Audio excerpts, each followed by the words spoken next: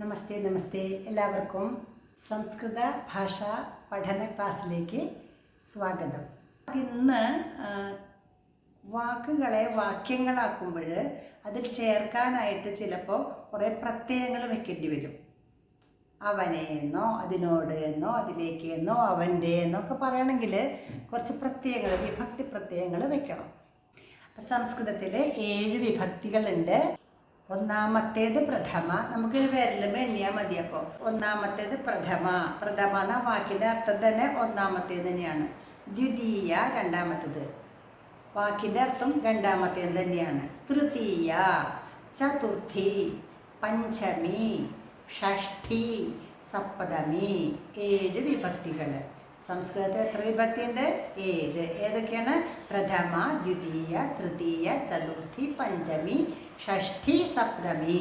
വിരലിപ്പോൾ ഇങ്ങനെ പിടിച്ചാൽ മതി, നമുക്ക് ഓർമ്മിക്കാൻ എളുപ്പമാണ്. നമുക്കത് എഴുതാം. എഴുതിയിട്ട് പറയാം.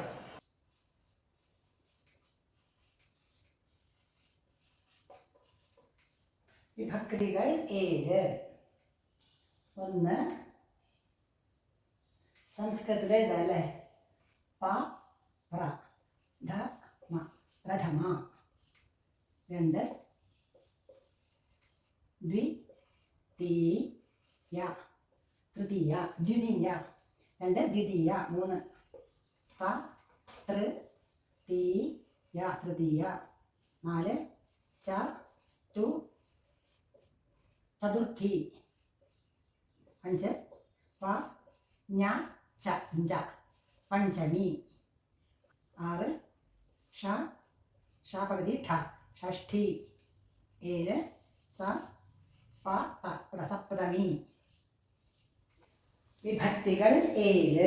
പ്രഥമ, ദ്വിതീയ, തൃതീയ, ചതുർത്ഥി, പഞ്ചമി, ഷഷ്ഠി, സപ്തമി.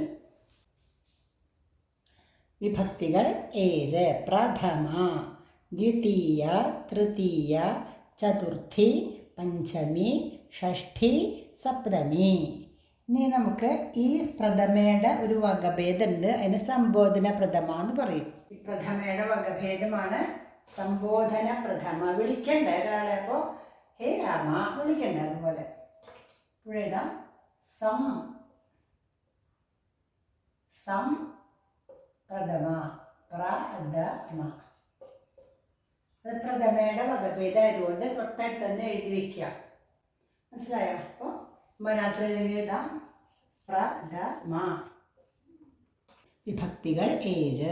പ്രഥമ, ദ്വിതീയ സംബോധന പ്രഥമ, ദ്വിതീയ, തൃതീയ, ചതുർത്ഥി, പഞ്ചമി, ഷഷ്ഠി, സപ്തമി. ഓരോ വാക്കുകളും നമുക്ക് വിഭക്തി ക്രമത്തിൽ എഴുതി പഠിക്കാം.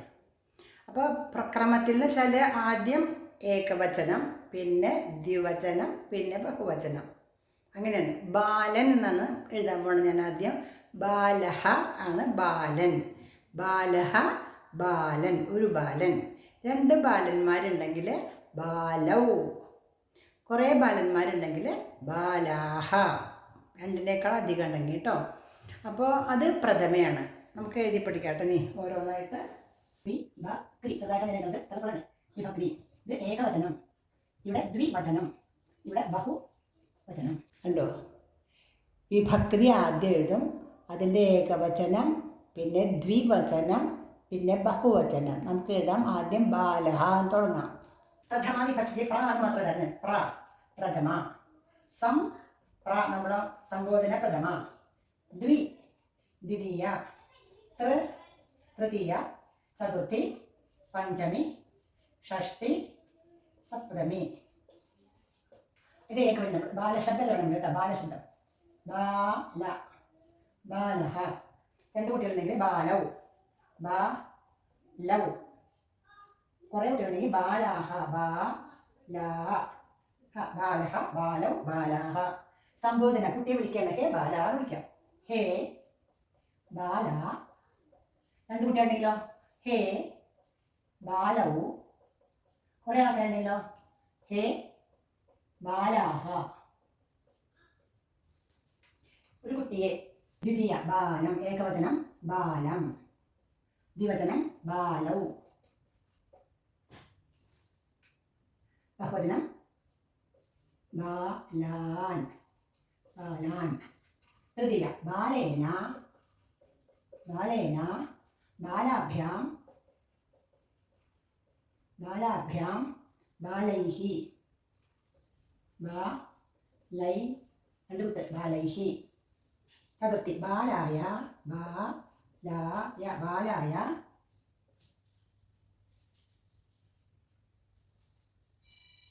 ബാലാഭ്യാം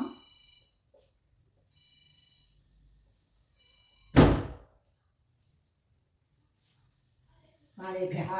ബാലാത് ബാലാഭ്യാം ബാലേഭ്യഃ. ബാലസ്യ ബാലസ്യ ബാലയോഃ ബാലാനാം ബാലാനാം. ബാലേ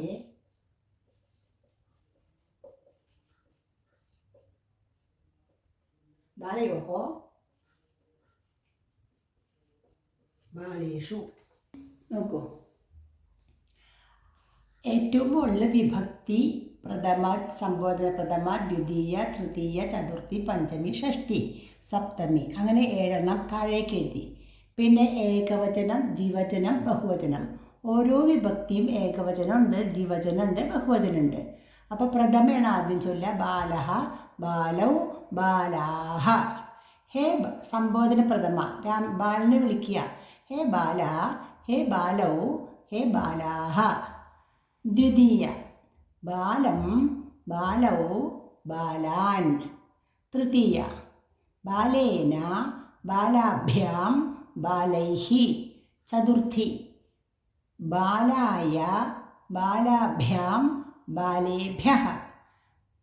പഞ്ചമി ബാലാത് ബാലാഭ്യാം ബാലേഭ്യഃ ബാലേഭ്യഃ. ഷഷ്ടി ബാലസ്യ ബാലയോഃ ബാലാനാം. സപ്തമി ബാലേ ബാലയോഃ ബാലേഷു. ഇത് കാണാതെ പഠിക്കണം നമ്മൾ കേട്ടോ. എത്ര വിഭക്തി ഉണ്ട് നമുക്ക് കാണാണ്ട് അറിയാൻ പറയാം അല്ലേ. പ്രഥമ, ദ്വിതീയ, തൃതീയ, ചതുർത്ഥി, പഞ്ചമി, ഷഷ്ടി, സപ്തമി എന്ന് പഠിച്ചു.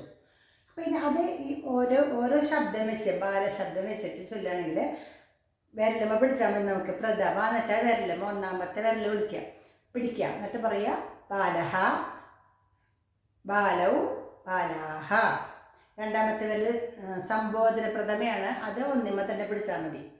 സംബോധന പ്രഥമ വിളിക്കുകയാണ്. ഹേ ബാല ഹേ ബാലൗ ഹേ ബാലാഹ.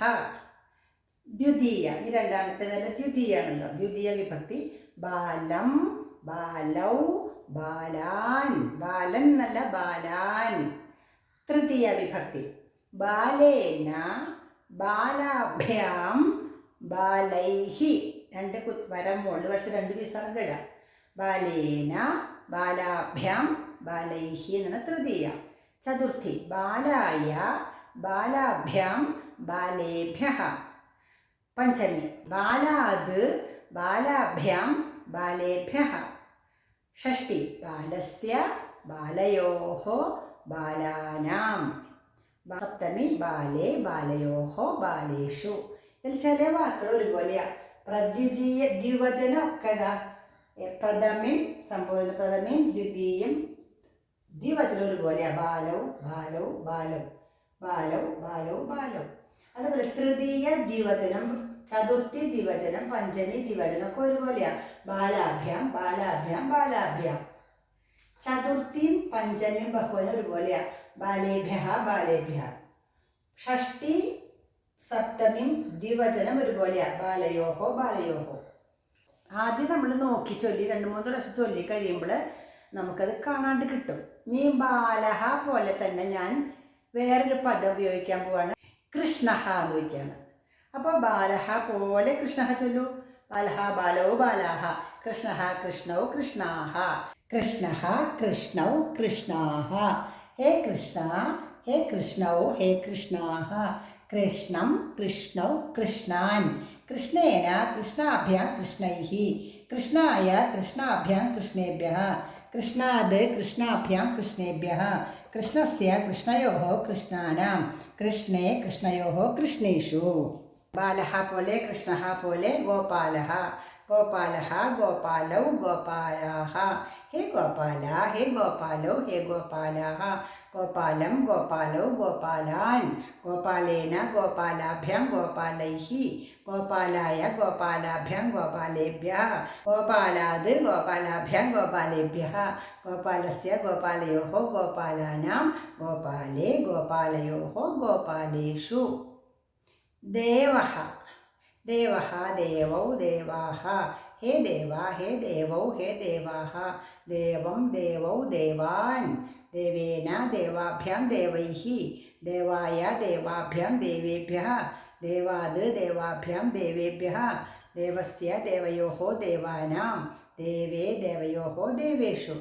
ചന്ദ്രഃ ചന്ദ്രഃ ചന്ദ്രൗ ചന്ദ്രാः ചന്ദ്രം ചന്ദ്രൗ ചന്ദ്രാൻ ചന്ദ്രേന ചന്ദ്രാഭ്യാം ചന്ദ്രൈഃ. അങ്ങനെ ഏതു വാക്ക് വേണമെങ്കിലും നമുക്ക് എഴുതാം. ആ അവസാനം കേൾക്കണ ഏതു വാക്കും. അച്ഛൻ എന്താ പറയുക? താതഃ എന്ന് പറയാം, ജനകഃ എന്ന് പറയാം. സൂര്യഃ ചന്ദ്രഃ ഗോപാലഃ ഗോവിന്ദഃ കൃഷ്ണഃ രാമഃ എൻ്റെ ഈശ്വര വൃക്ഷഃ. ഏത് വാക്ക് വേണമെങ്കിലും ഇതുപോലെ ചൊല്ലി പഠിക്കണം. അപ്പം നമുക്ക് ആദ്യത്തെ ഐഡിയ കിട്ടിയാൽ, ഒന്നാമത്തെ ഐഡിയ കിട്ടിയാൽ അതിമ നോക്കിയിട്ട് മറ്റൊന്നങ്ങോട്ട് എഴുതി പഠിക്കുകയോ ചൊല്ലി പഠിക്കുകയോ ചെയ്യുക. ചൊല്ലി പഠിക്കണേക്കാളും ഏറ്റവും നന്നായിട്ട് മനസ്സിലാവാനായിട്ട് എഴുതി പഠിക്കുകയാണ്. ഒരു വട്ടം എഴുതിയാൽ 4 വട്ടം ചൊല്ലണേന് തുല്യമാണ് ശരിക്കും. അപ്പോൾ ഇതിന് പറയുക അകാരാന്തം പുല്ലിംഗം എന്ന് പറയുക. ഇപ്പോൾ പറഞ്ഞ വാക്കുകളുണ്ടല്ലോ, ഇതൊക്കെ എന്താണ്? ഇതിൻ്റെ അവസാനം ഒന്നാമത്തെ ബാലഹ എന്നല്ലേ, ഇതിൻ്റെ അവസാനം ആ എന്നല്ലേ കേൾക്കണേ, ബാല എന്നല്ലേ കേൾക്കണേ, ആ. അപ്പോൾ ആ എന്ന അക്ഷരത്തിന് അകാരം എന്ന് പറയും. ആ എന്ന അക്ഷരത്തിന് എന്താ പറയുക? അകാരം. ആ കാരം. ആ എന്ന അക്ഷരത്തിന് എന്താ പറയുക? അകാരം. അകാരം അവസാനത്തിലുള്ളത്, അവസാനം എന്നുള്ള വാക്ക് അന്തം എന്ന് പറയും.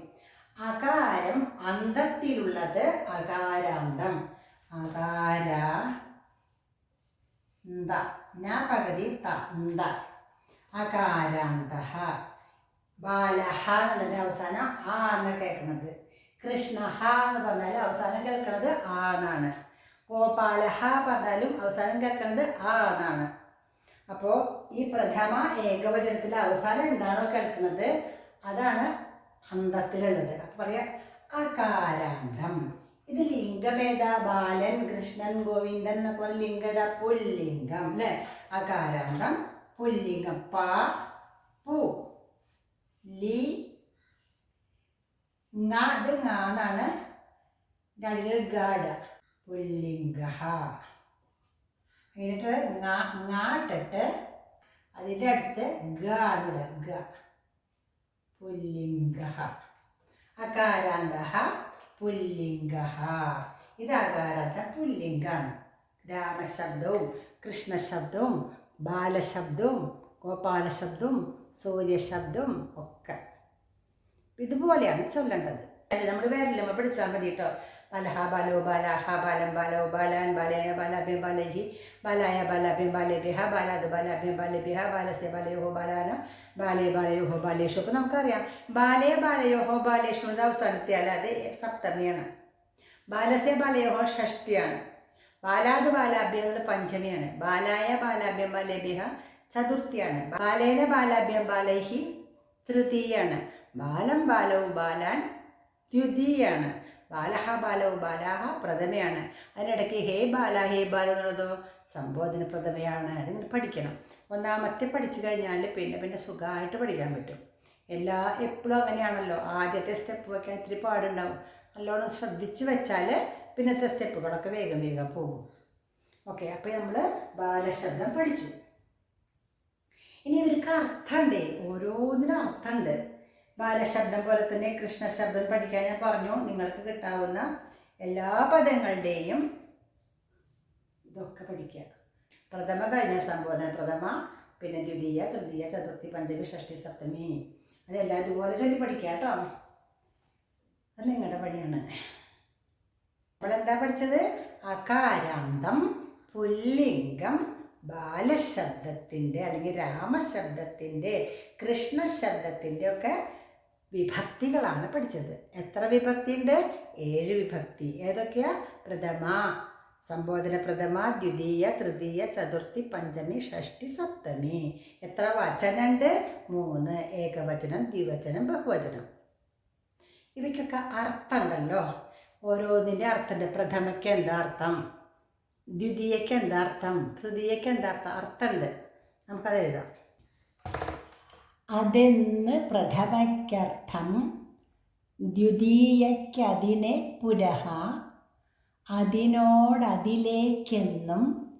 ദ്വിതീയയ്ക്കർത്ഥമായി വരും.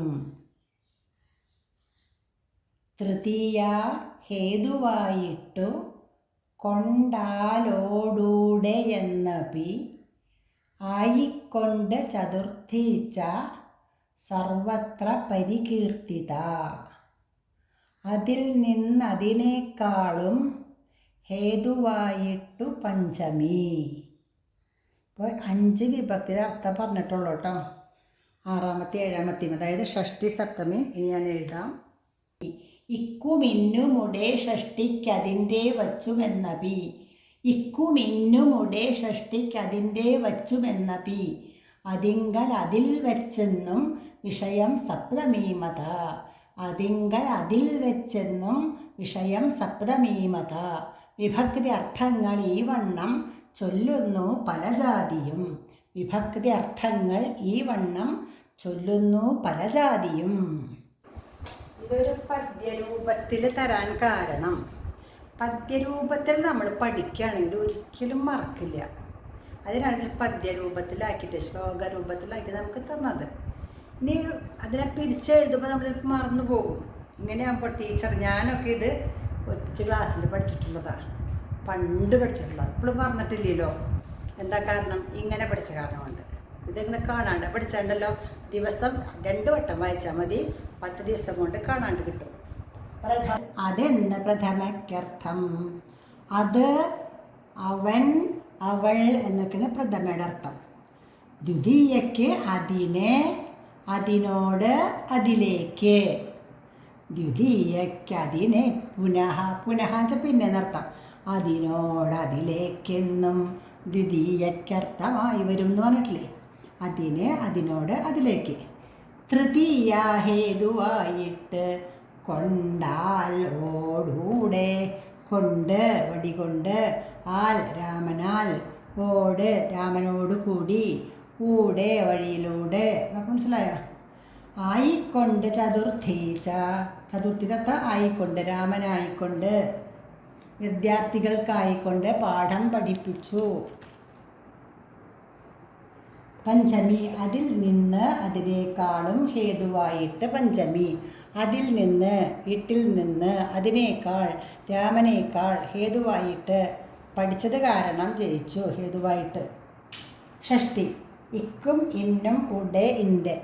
ഇക്ക് രാധയ്ക്ക്, രാമന് രാധയുടെ, രാമൻ്റെ അർത്ഥം വരണമെങ്കിൽ ഇക്ക് ഇന്നയുടെ ഉണ്ട്. ഷഷ്ടി വിഭക്തി വയ്ക്കണം. സപ്തമി അതിങ്കൽ അതിൽ വെച്ചെന്നും വിഷയം സപ്തമീമത. അതിങ്കൽ പുസ്തകത്തിങ്കൽ ഉണ്ടായിരുന്നു ആ കഥകൾ.